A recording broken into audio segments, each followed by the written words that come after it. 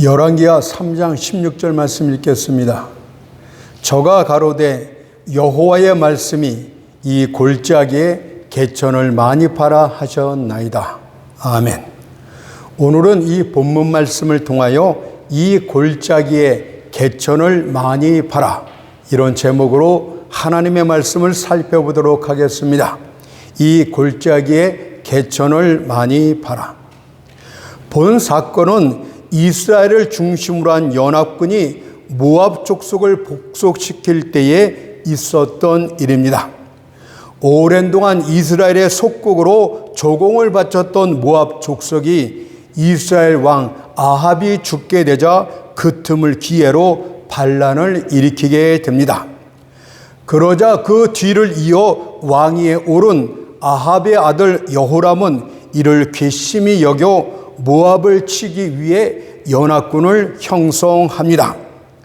그는 그 당시 동맹관계에 있던 유다 왕에게 도움을 청했을 뿐 아니라 또 다른 속국이었던 에돔과도 함께 했습니다. 이들 세 나라 연합군이 모압 땅으로 진격해 나갔습니다. 그리고 이들은 7일 동안의 강행군 끝에 한 골짜기에 이르게 되는데 뜻밖의 예기치 않은 문제에 봉착하게 됩니다. 이는 모든 군사와 육축이 마실 충분한 물이 있을 줄로 알았던 그 골짜기가 바싹 말라 있었기 때문입니다. 그것을 열왕기하 3장 9절이 이렇게 말합니다. 이스라엘 왕이 유다 왕과 에돔 왕으로 더불어 행하더니 길을 둘러 행한 지 7일에 군사와 따라가는 생축을 먹일 물이 없는지라. 하나님께서는 얼마나 손쉽게 인간의 지혜와 힘을 좌절케 하는지 모릅니다. 단순히 물이 없는 상황이 일어났을 뿐인데 이들 강한 연합군은 폭풍 속의 마른 낙엽처럼 처참한 신세가 되고 말았습니다. 이들은 주술사를 부를 수도 있을 것이지만 그런 사람들도 이들을 구원하지는 못합니다. 연합한 세 나라 군주들이 엄숙한 비상회의를 가질 것이겠지만 결코 그들은 구름에겐 명할 수 없습니다. 과연 강력한 군사들의 칼과 창과 방패들이 이런 상황에서 무슨 소용이 있단 말입니까? 필경 그들은 단순한 물 부족 하나 때문에 자멸하게 될 것이며 고통스럽게 죽어갈 것입니다. 우리는 이 같은 사건 앞에서 많은 유용한 교훈들을 찾을 수 있습니다. 우리는 이 사건으로부터 표면적으로 드러난 유용한 교훈들을 한번 살펴보도록 합니다. 첫째로 이 사건 속에는 인간의 연약성을 관찰해낼 수 있습니다. 여러분은 사람이 어떤 존재라고 생각하십니까? 우리는 창조 6째 날 하루 동안에 만들어진 가련한 존재에 불과합니다. 과연 하나님께서 우리를 보실 때 우리 안에 무엇이 있단 말입니까? 그저 들풀처럼 덧없이 사라져버릴 그런 존재가 아니겠습니까? 과연 흙으로 똘똘 뭉쳐맞는 존재가 강해봐야 얼마나 강하겠습니까? 도리어 흙으로 빚어맞는 이 존재가 풀어지지 않고 오랫동안 그 형태를 유지하고 있는 것 자체가 기이한 기적이라 할 수 있겠습니다. 그럼에도 불구하고 우리들은 마치 우리가 뭐든지 할 수 있는 것처럼 나는 할 수 있다고 교만스럽게 떠벌립니다. 그러나 우리의 말은 결국엔 숨소리일 뿐이요 거품일 뿐이요 허공치는 메아리로 끝나고 맙니다. 그럼에도 불구하고 이 세 나라 왕들은 마치 자신들이 마음만 먹기만 하면 당장이라도 모압 족속을 복속시킬 수 있는 것처럼 생각을 했습니다. 그들의 기세가 얼마나 의기양양했습니까? 그러나 단순히 물 없는 상황 앞에서 자멸할 위기에 빠지고 맙니다.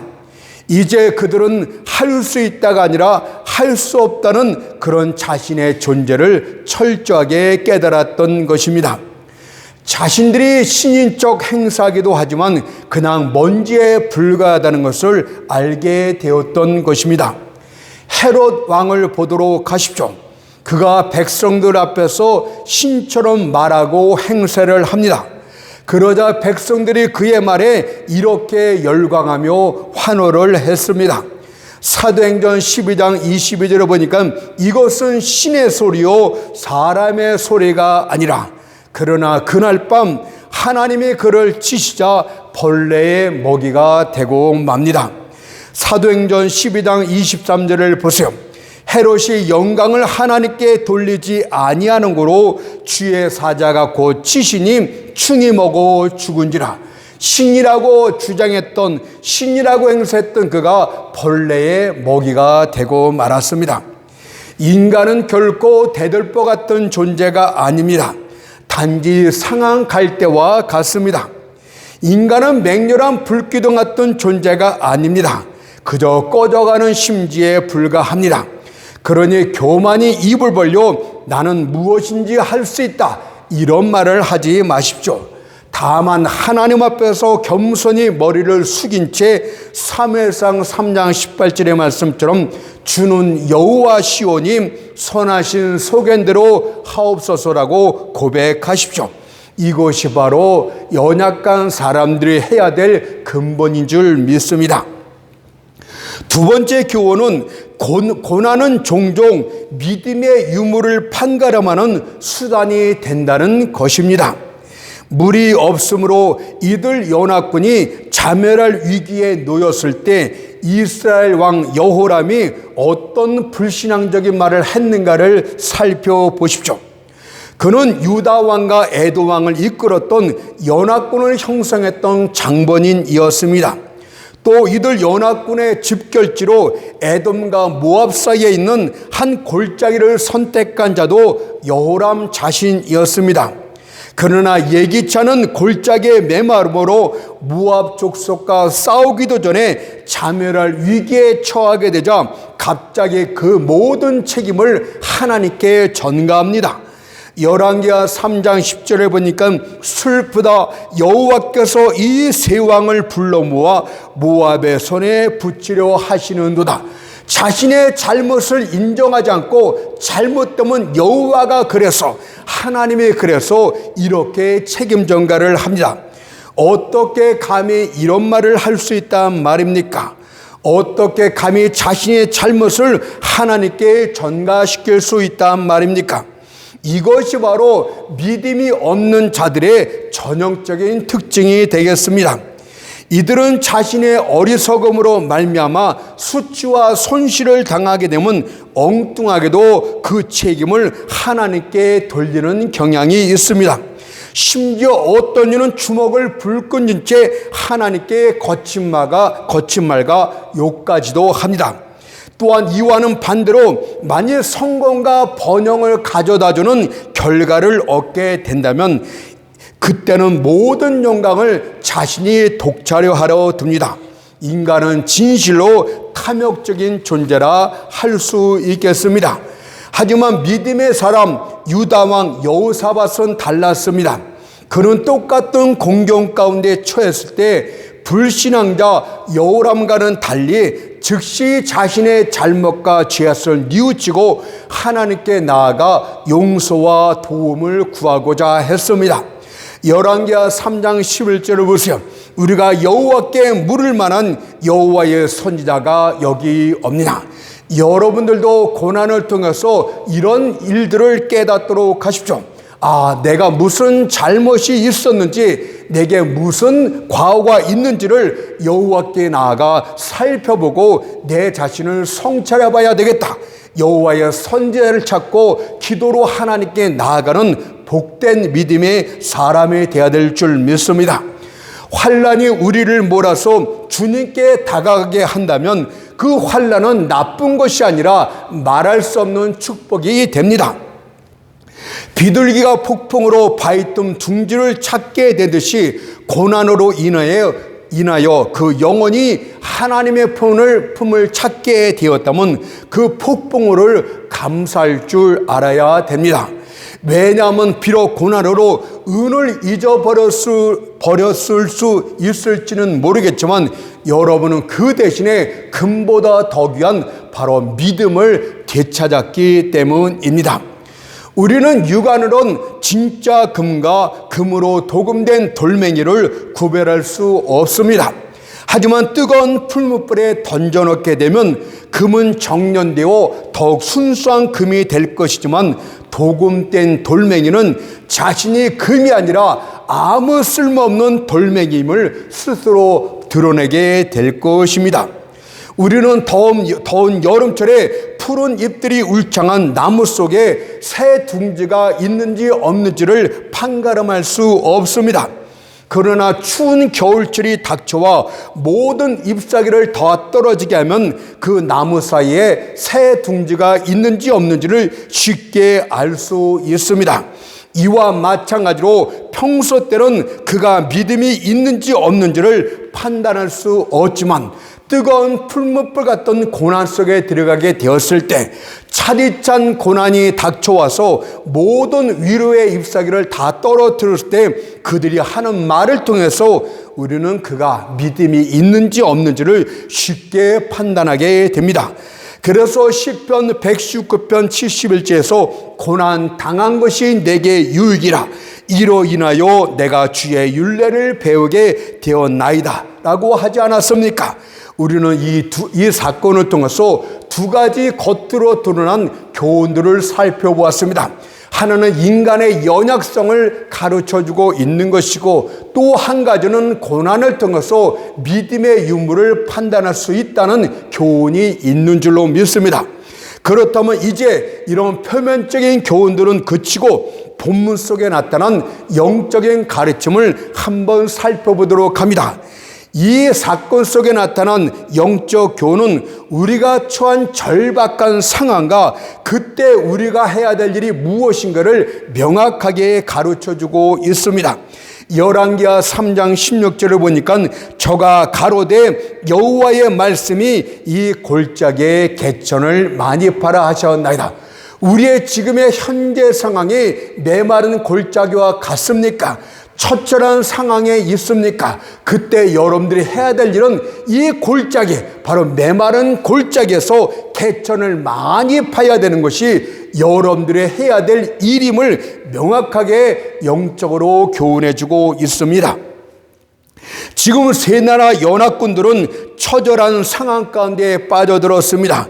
그들은 고통 중에 목말라 죽어가고 있습니다. 그러나 그들은 자신의 힘으로는 자신의 필요를 공급해낼 수가 없습니다. 따라서 반드시 그들은 하나님께로 나아가 도움을 청해야 됩니다. 만일 그렇지 않다면 그들은 필경 목말라 죽을 것이기 때문입니다. 그래서 저는 먼저 이 많은 골짜기에 처한 이들의 처절한 상황을 오늘날 성령이 떠난 한국 교회에 먼저 비교해 보도록 하겠습니다. 모든 교회는 전적으로 성령께 의존되어 있습니다. 성령이 없다면 우리는 아무것도 할 수가 없습니다. 만일 그런 상황이 이루어지게 된다면 우리는 바람 없는 배처럼 조금 더 앞으로 순항해 나갈 수가 없고 수액 없는 가지처럼 신속히 말라 죽게 됩니다. 이것은 죽은 영혼을 살리시는 이가 성령이시며 낙심한 자를 위로하시는 이가 성령이시고 연약한 손을 강하게 하고 소망의 눈을 밝히시는 이가 성령이시기 때문입니다. 또한 무지한 자를 깨닫게 하시는 이도 성령이시고 우리로 믿음의 방패를 굳게 붙들게 하시는 이도 성령이시기 때문에 우리는 성령을 떠나서는 아무것도 할 수 없습니다. 따라서 성령의 임재가 사라진 교회는 아무것도 아니고 아무것도 할 수 없습니다. 바로 오늘날 한국교회의 모습을 명확하게 가르쳐주고 있지 않습니까? 이럴 때 부흥이 어떠니 무슨 프로그램이 어떠니 이런 것을 말할 때가 아니라 성령을 간절히 찾는 것이 유일한 해답이라는 것을 정말 교회들이 깨달았으면 좋겠습니다. 이사야 43장 3절을 보게 되면 교회 가운데 임하시는 성령을 이렇게 비유를 합니다. 마른 땅에 시내가 흐르게 하며, 이것이 교회 가운데 성령의 임재하심을 비유적으로 표현한 멋진 말이라고 할 수 있겠습니다. 무슨 뜻입니까? 성령이 떠난 교회는 마른 땅과 같다. 다시 말해 아무런 생명력이 없는 죽음의 땅이 되고 만다고 교훈해 줍니다. 오늘날 한국교회가 죽음의 땅, 영적으로 죽은 땅이 되지 않았습니까? 그런 교회는 마치 생명 없는 시체들만 가득한 공동묘지에 불과합니다. 여러분은 생명력이 없는 설교, 생명력이 없는 찬송, 생명력이 없는 기도 모임이 얼마나 끔찍하고 지루한지를 잘 알고 있을 줄로 믿습니다.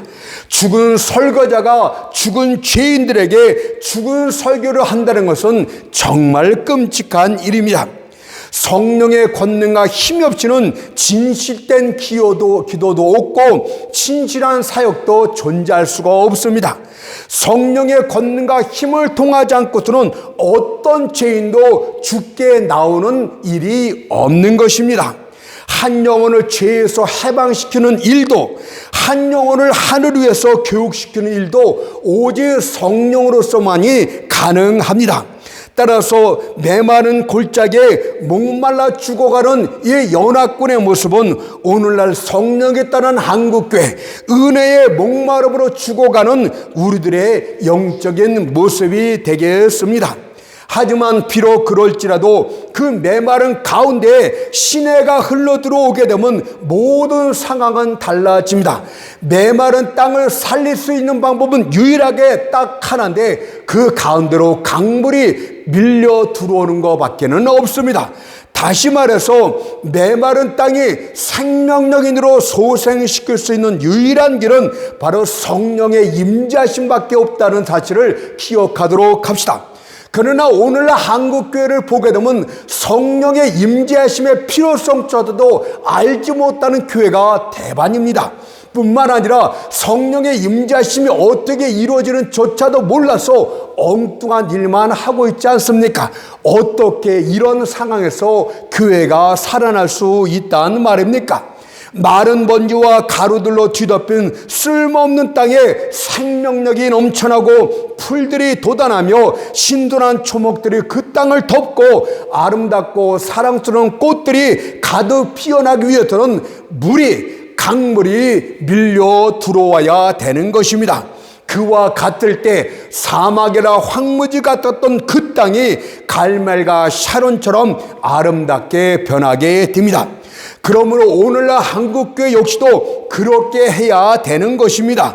생명이 떠는 마른 골짜기였던 한국교회가 살아나기 위해선 성령의 임재하심만이 유일한 답입니다. 그러나 성령을 외치는 자가 없어요.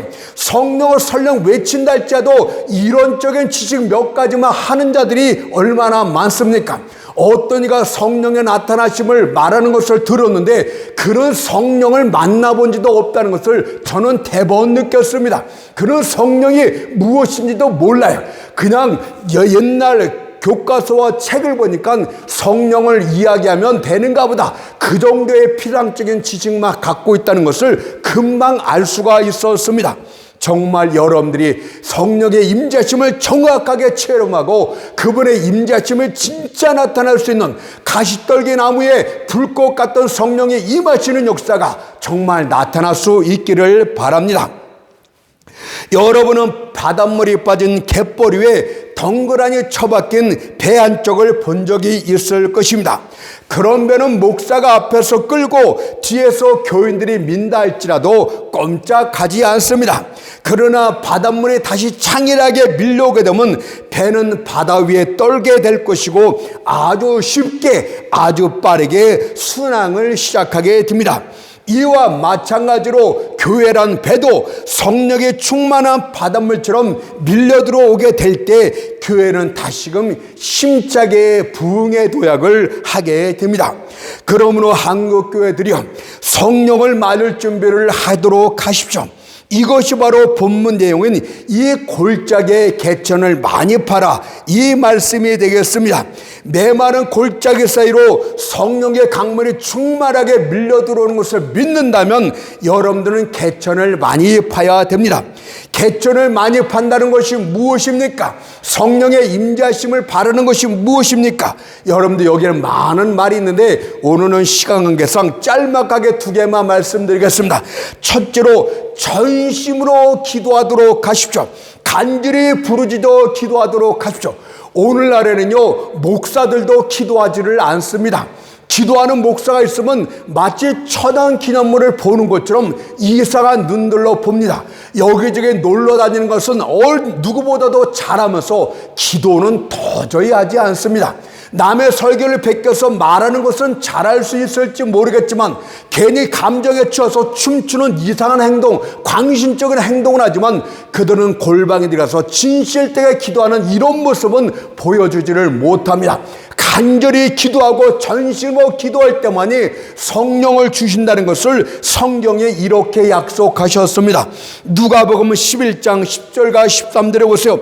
구하는 이마다 받을 것이요, 찾는 이가 찾을 것이요, 두드리는 이에게 열릴 것이라. 기도의 종류를 말하고 있어요. 너희가 악할지라도 좋은 것을 자식에게 줄 알거든 하물며 너희 천부께서 구하는 자에게, 뭐하는 자에게? 구하는 자에게 전심으로 기도하는 자에게 성령을 주시지 않겠느냐. 오순절 첫 성령 강림이 어느 때 일어났습니까? 대기신문도가 마각달에 앞에서 전심으로 기도할 때에 성령의 강림이 나타났습니다. 기도하지 않는 교회는 성령의 존재가 없는 것입니다.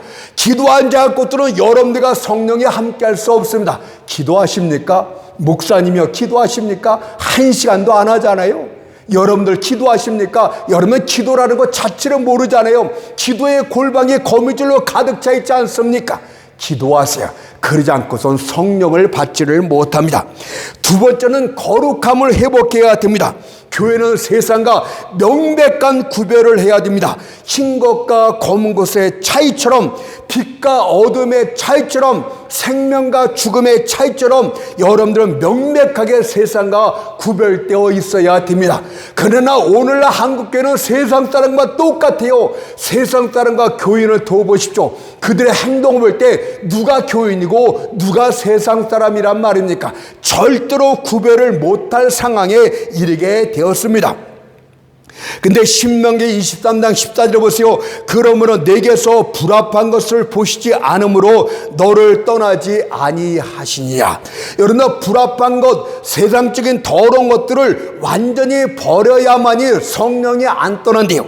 그러면 성령이 떠난 이유가 더러운 것, 죄악으로 말미암아 성령의 임재하심이 교회 가운데 사라졌다면, 그 반대로 거룩함을 회복한다면 성령의 임재하심이 교회 가운데 다시 나타나게 된다는 뜻인 줄로 믿습니다. 교회가 성결함으로 거룩함으로 다시금 나오도록 하십시오. 다음으로 이것은 두 번째는 어디에다 비유하면 될까요? 하나님의 특별한 계획 안에서 하나님의 때에 하나님의 축복을 받기로 작정된 교회의 모습도 이와 같을 수가 있습니다. 여러분들 요한계시록에 나타난 빌라델피아 같은 모형이기도 한 것입니다. 빌라델피아 교회는 어떻습니까?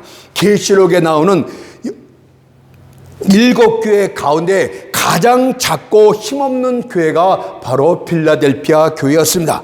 하지만 교회는 이런 메마른 골짜기 같은 상황 가운데도 굴하지 않고 알차고 신실했습니다. 그들은 하나님의 말씀을 사랑했고 말씀대로 살려고 했고 어떤 어려운 상황 속에도 주의 이름을 배반치 않고 믿음으로 견뎌나갔던 그런 칭찬받는 교회였습니다.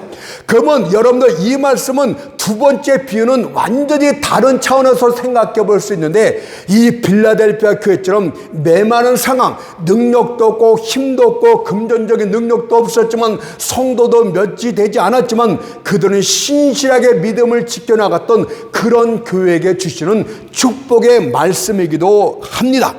그것을 계시록 3장 8절에서 이렇게 말합니다. 내가 네 행위를 아노니 네가 적은 능력을 가지고도 내 말을 지키며 내 이름을 배반치 아니하였도다. 요한계시록의 7개는 전 시대에 나타난 교회들의 상징적인 모습을 표현해주고 있는데 빌라델피아 교회만이 진짜 유일하게 칭찬받고 인정받았던 교회임을 우리는 잊어서는 안 됩니다. 이처럼 하나님께서는 어떤 특정 교회, 어떤 일꾼에 대해서 하나님을 위해서 일할 수 있는 영역을 맡기시기 전에 먼저 시련의 영역부터 허락하는 경우가 왕왕 있습니다. 그것은 그들이 하나님께 준비한 성공을 위한 시련들을 감당해낼 수 있는 믿음이 있는지 없는지를 살펴보는 과정이 되겠습니다. 뿐만 아니라 그것은 그 허락된 시련의 시간들을 통해서 그들을 충성된 증인으로 만들어가는 연단 과정이기도 합니다. 믿음이 있는지 없는지를 확인하는 시련의 과정이기도 하지만 반대로 그 시련의 과정을 통해서 우리를 큰 아름드리 나무의 신앙을 가진 자처럼 만들어지는 훈련 과정이기도 합니다. 훌륭한 군인이 전쟁터에서 만들어지는 것처럼, 훌륭한 선인이 거친 바다에서 만들어지는 것처럼 훌륭한 하나님의 일꾼은 고난의 과정을 통해서 만들어지게 됩니다. 그래서 욥기서 23장 10절에서 나의 가는 길을 오직 그가 아시나니 그가 나를 단련하신 후에는 내가 정금같이 나오리라. 메마른 골짜기에서 힘들어하겠습니까? 그 가운데서 또 믿음을 지키면서 하나님의 말씀대로 살려고 하십니까? 단련 과정이라고 생각하십시오. 여러분들의 믿음이 정금같이 되어서 여러분들이 쓰임받는 그날이 오게 될 줄 믿습니다. 실제로 하나님께서는 이 빌라델피아 교회를 동서남북에 꽉 막힌 뜻이 꼼짝 못하게 만드셨어요.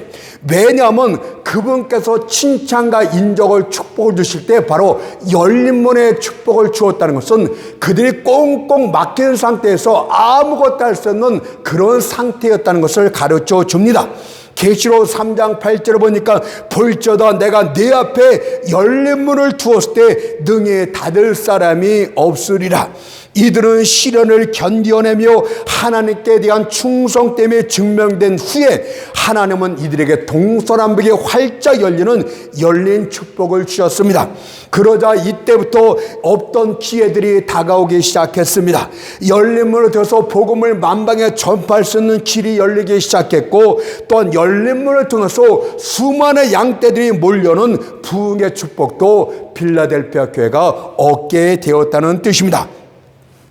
그러므로 지금까지 주를 위해 온 힘을 다해 수고를 하였지만 물 한 방울 얻지 못하는 그런 절박한 메마른 상태에 있습니까? 그러나 충성된 일꾼이라면 낙심하거나 절망하지 마십시오. 지치지 말고 끝까지 주를 위해서 일하십시오. 하나님의 명령대로 마지막 순간까지 삽질의 수고를 하십시오. 왜냐하면 장차 하나님의 영광을 위해서 훈련받고 있는 여러분들이 해야 될 의무는 바로 열왕기하 3장 16절의 말씀처럼 이 골짜기에 객천을 많이 파라는 말씀이기 때문입니다. 여러분들이 메말라 죽고 목말라 죽는 상황에서 하나님은 물을 얻기 위해서 다른 골짜기로 가라고 말씀하지 않고 이 골짜기에서 내가 하던 일 그대로 개천을 많이 파라고 명령하셨기 때문에 여러분들도 그렇게 해야 되는 줄로 믿습니다. 우리는 본문의 사건을 이해하기 위해선 지형학적으로 이 팔레스타인 지역이 골짜기와 개천이 어떤 관계를 갖고 있는가를 살펴봐야 됩니다. 골짜기와 개천은 다들 같은 의미가 아니에요.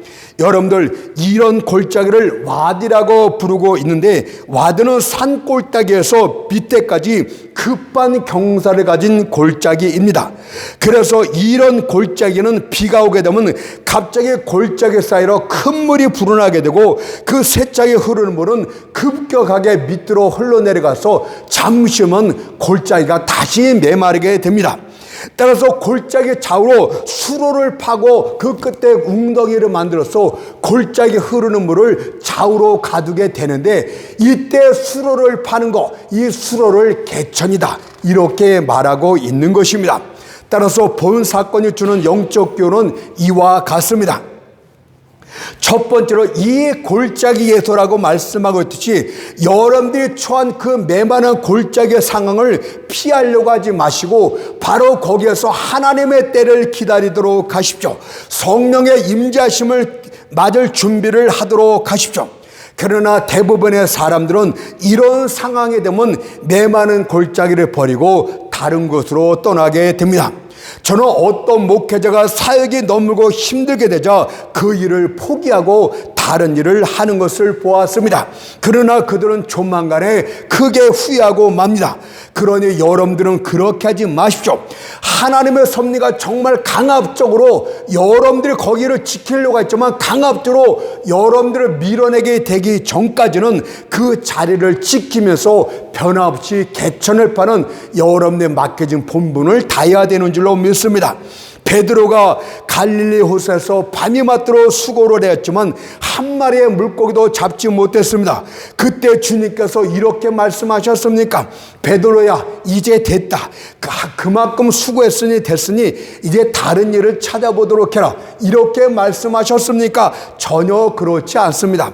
정반대로 누가복음 5장 4절을 보니까 오히려 더 깊은 데로 가서 물고기를 잡고 그물을 내리라고 하십니다. 시몬에게 이르시되 깊은 데로 가서 그물을 내려 고기를 잡으라. 여러분들 그러니 하나님이 맡겨준 일을 함부로 내팽기지 마십시오. 주께서 깊은 데로 가라고 명령하실 때까지 기다리도록 하십시오. 필경 여러분들은 더 깊은 데로 인도함을 받게 될 것이고 그곳도 그물이 찢어질 정도의 많은 물고기를 잡게 될 줄 믿습니다. 그러니 메마른 골짜기에 계신 여러분이 거기서 계속해서 개천을 많이 파도록 하세요. 하나님 맡겨진 본분에 최선을 다하도록 하세요. 여러분들 반드시 그분의 임재하심을 맡게 될 줄 믿습니다. 그렇지만 개천을 많이 팔아 이 명령에 순종하는 것은 그냥 글씨처럼 단순한 일이 아닙니다. 어린아이 같은 장난이 아닙니다. 왜냐하면 세 나라 연합군은 오랜 강행군으로 지칠 대로 지쳐 있었고 또한 목마름으로 거의 죽을 지경에 이르렀기 때문입니다. 이런 상황 가운데서 개천을 또다시 팔아니 이것이 될 법한 일입니까? 그러나 분명히 말씀드리건대 지치고 목마름으로 인해 쓰러질 지경이 될다 할지라도 그들은 삽과 곡괭이를 들고 개천을 파서 물을 맞을 준비를 성령의 임재하심 맞을 준비를 해야 됩니다.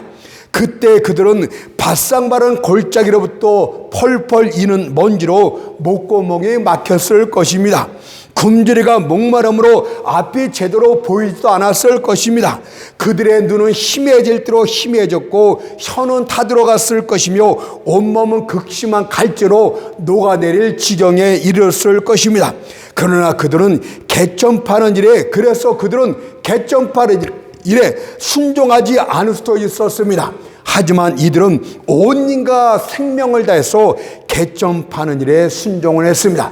그것은 바로 그들이 하나님의 약속을 믿었다는 뜻입니다. 하나님이 뭐라고 말씀하십니까? 열왕기하 3장 10절째로 보니까 여호와께서 이르시기를 너희가 바람도 보지 못하고 비도 보지 못하되 이 골짜기에 물이 가득하여 육축과 짐승이 마시라. 어떤 징조나 어떤 기미도 보이지 않을지라도 이 골짜기에 물이 가득할 것이라는 하나님의 약속을 그들은 믿음으로 맞이했습니다. 골짜기에 물이 가득할 가능성이 있다 이 정도가 아니라 반드시 골짜기에 물이 가득할 것이라고 확신했다는 뜻이 되겠습니다. 또한 본문에서 보니까 많이 파라고 하셨어요. 하나의 개천을 파는 것이 아니라 죽을 힘을 다해서 많은 개천을 파라고 말씀을 하십니다. 왜냐하면 하나님께서는 역사하실 때 하나님은 그분답게 역사하시기 때문입니다. 그분은 거짓처럼 인색하게 베풀지 않습니다. 제한적인 축복을 주시는 분이 아닙니다. 여러분이 준비한 모든 개천을 차고 넘치도록 풍성하게 주시는 분이십니다. 그래서 이사야 54장 2절에 보니까 내 장막터를 넓히고 내 처소의 휘장을 아끼지 말고 널리 펴되 너의 줄을 길게 하여 너의 말뚝을 견고히 할지어다라고 하였듯이 믿음 아래서 충분히 중배하도록 하십시오. 10명 100명의 영혼들이 올 것이라고 생각하지 말고 좀 더 큰 비전을 갖고 수많은 민족을, 이 민족 전체를 맞이할 수 있는 그런 준비를 하도록 하십시오. 더 많은 설교, 더 깊은 설교, 더 많은 영성을 갖도록 준비하도록 하십시오. 하나님의 주실 축복과 관련해서 만족할지 모르는 거머리 같던 존재가 되도록 하십시오.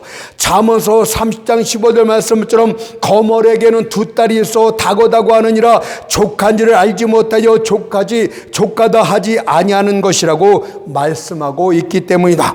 그렇다면 마지막으로 하나님은 어떻게 축복을 하시는 것입니까? 그분의 축복의 특징은 무엇입니까? 첫째로는 그분은 주권적으로 역사하신다는 것을 잊지 마십시오. 선지자 엘리야의 경우에는 그가 큰 비를 원했을 때 하나님께서는 구름도 보여주시고 많은 빗소리를 듣게 하심으로 그가 그에게 큰 비를 줄 거라는 것을 징조로서 가르쳐 주었습니다. 그러나 본문의 엘리사의 경우는 큰 물을 보내주실 때 빗소리도 듣지 못하고 한 방울의 비도 내리지 않게 했습니다. 어떤 징조나 기미도 없을 것이라고 이미 말씀하실 때 그럼에도 불구하고 하나님은 골짜기에 물을 가득 채우실 것이라고 약속하셨습니다. 이는 다른 어떤 깊은 골짜기에 물이 가득 차서 그 물이 말라버린 골짜기까지 강력한 홍수로 밀려들어올 것이기 때문이었습니다. 열왕기하 3장 17절 20절을 보세요. 여호와께서 이르시기를 너희가 바람도 보지 못하고 비도 보지 못하되 이 골짜기에 물이 가득하여 너희와 너희 육주가 짐승이 마시라 하셨나이다. 왜요? 아침에 미쳐 소재될 때 물이 에돔 편에서부터 흘러와서 그 땅에 가득하였더라. 전혀 하늘에서 비가 내릴 것이라고 생각했는데 물이 에돔 편에서부터 엉뚱한 땅에서부터 와서 흘러와서 그 땅에 가득하였다고 말씀하고 있지 않습니까? 하나님은 이런 양식 저런 형식에 얽매이는 분이 결코 아니십니다. 여러분이 알 수 있을 정도의 상식적인 방법을 통해서 축복할 수도 있지만은 여러분이 전혀 알 수 없는 비상식적인 방법을 통해서도 여러분을 축복할 수가 있습니다. 그러므로 여러분은 하나님께 명령을 해서는 안 됩니다. 하나님의 주권적인 방법을 제한해서도 안 됩니다. 하나님의 축복은 여러분이 정상적이고 올바르다고 생각하지 않는 그런 방식을 통해서도 얼마든지 축복하실 수 있기 때문입니다. 마지막으로 그분의 축복의 특징은 여러분들이 구한 것보다도 더 큰 위대한 일까지 겸하여 하신다고 합니다. 그것을 열왕기하 3장 18절 19절이 말씀합니다. 이것은 여호와 보시기에 오히려 작은 일이라 여호와께서 모압 사람도 당신의 손에 붙이시리니 당신들이 모든 견고한 성과 모든 아름다운 성을 치고 모든 좋은 나무를 베고 모든 샘을 메우고 돌로 모든 좋은 밭을 헐리더라고 말씀하시되 세 나라 연합군 군주들은 목마름을 해결할 많은 물을 강구했습니다. 하지만 하나님은 그것은 작은 일에 불과하대요. 더 큰 일도 허락해 주시겠다고 말씀하셨대요. 바로 모압 족속을 복속시키고 모압 땅을 주시겠다는 더 큰 축복이었습니다. 여러분들 하나님께 기도하고 간구하십시오. 하나님은 여러분들의 목마름을 해결할 육신적인 축복을 먼저 주실 것입니다. 그러나 그것은 오히려 작은 일입니다. 하나님은 본질적인 일, 영적인 일 또한 만족하게 축복하실 것을 가르쳐주고 있는 것 아닙니까? 하나님의 일을 위해서 나아가다가 우리는 육적인 문제에 봉착하여 목말라 죽을 상황에 이르게 될 것이지만 하나님은 그 육적인 목마름을 해결해주는 일뿐만이 아니라 본질적인 영적인 일까지 함께 겸하여 주신다는 것을 기억하도록 합시다. 그러므로 여러분들 마른 골짜기에서 고통 중에 수고하고 충성된 여러분들이여 힘을 내도록 하세요. 왜냐하면 다니엘서 12장 13절에서 내가 끝날에는 내 업을 누릴 것임이라고 말씀하셨기 때문입니다.